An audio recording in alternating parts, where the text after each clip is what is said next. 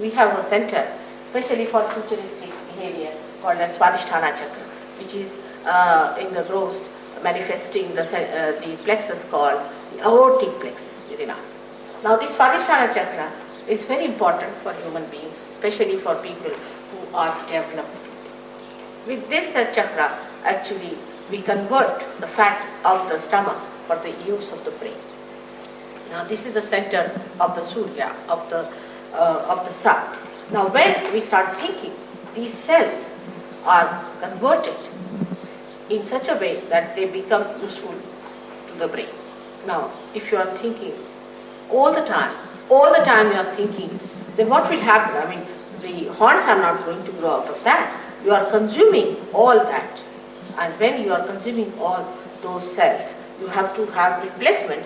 And for that replacement, this Swadisthana Chakra has to work very hard to convert the cells for the use of your brain. Now, when it is doing that, there are other things which this Swadisthana Chakra has to look after. For example, your liver, your pancreas, your spleen, your kidneys, all are to be looked after by this center, and also uterus for the ladies. Now when there's only one work is given to this Swadhisthana Chakra, and it cannot do any other work, then other things are neglected, so you develop a terrible disease called liver trouble. Now liver trouble is another thing that you do not feel yourself. Others know that you are liverish, the way you are hot-tempered, the way you are fussy, the way you always snarl at people, and the way you are never satisfied with anything, the way you criticize others. All this is liverish, and such liverish people are never happy with themselves, because liver looks after their attention. And those who have liver problems, their attention is horrid. That goes like this. See, you cannot keep your attention straight. On the street you will walk straight into a car because you are looking at something which you are not supposed to look. But all the time you are looking at like this, you cannot walk. I mean, you won't find any animal like that who walks like this, but only human beings do it. If you see them on the street, you'll be amazed, where are they walking? They don't walk straight. They don't walk straight, but their eyes are going this way, that way, because the attention is wobbly. The attention is wobbly because of a bad liver. So this liver is a very, very important thing. Now this liver has a special capacity to extract all the poisons from the body as heat. And the heat in the body is to be transformed or should be conveyed to the blood or the water in the blood. And that has to be taken out of your body, maybe as perspiration or in another forms. But what happens? That when this liver is out of gear, it cannot do it. It cannot pass this heat into the bloodstream, and the heat remains in the body, and you really become heated. And that heat makes all these problems for you.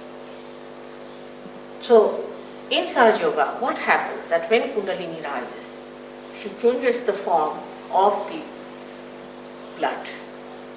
The hydrogen and oxygen which are placed because of this heat and all that, in a very funny way, like this, get like that, and they start receiving this heat within them.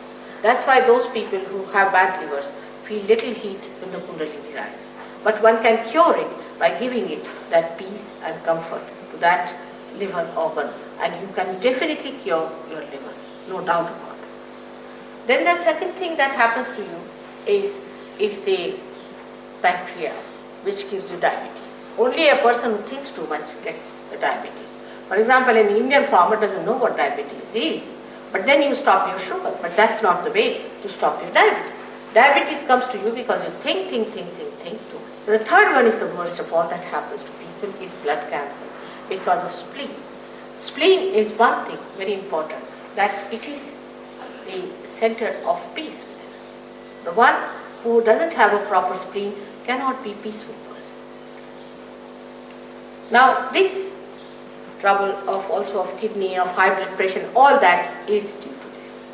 People worry, they are frantic, you see, and this franticness comes to us just as a matter of habit. I have known people, as soon as you say, oh, you have to go by aeroplane or somewhere, suddenly the aeroplane word triggers that frantic, oh, and they get mad.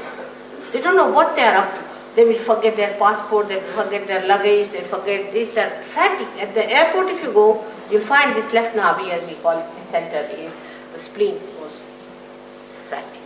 Now, when you eat your food or do any such work, there is an emergency created and more blood is needed to digest that.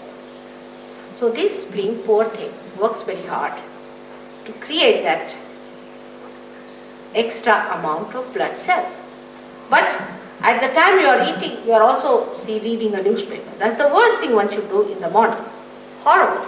You read the newspaper, you are eating the food, the spleen goes off because another emergency comes up. Then you get onto your bicycle with a sandwich in the hand. It's even worse than that. And you are rushing to your work, suddenly you find a big jam on the way, then you are even very badly placed with the situation and you get so frantic and you don't understand. And the person who is in front of you goes on saying, "Oh, what's wrong with this fellow? Why can't he drive fast?" And the same fellow is saying something exactly the same to the another fellow who is going ahead. So this mad race is on, this rat race is on, and if you are eating your food in such a hurry and in such franticness, you develop this trouble, which is very dangerous, called as blood cancer, and among young people is very common.